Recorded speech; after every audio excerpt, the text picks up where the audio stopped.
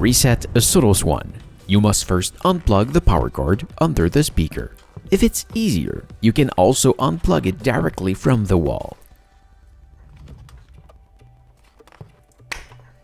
Then on the back of the device, you will find the infinity button.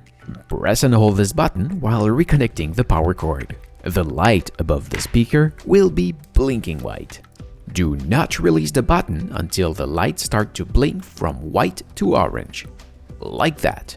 You can now release the button.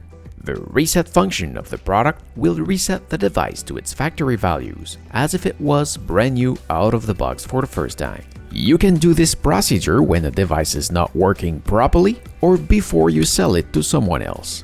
We ensure by doing this that all accounts are disconnected from the device and that a future user will not be able to use your account connected to Sonos.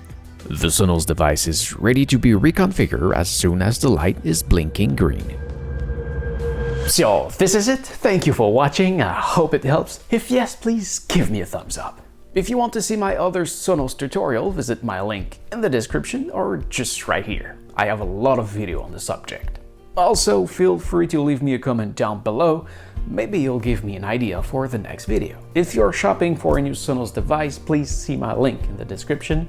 And you should also see my video how to choose the right Sonos device for you just right here. Finally, don't forget to subscribe to my channel so you can find me back easily next time you need help. Take care, and I hope to see you again, maybe on my main channel. See ya!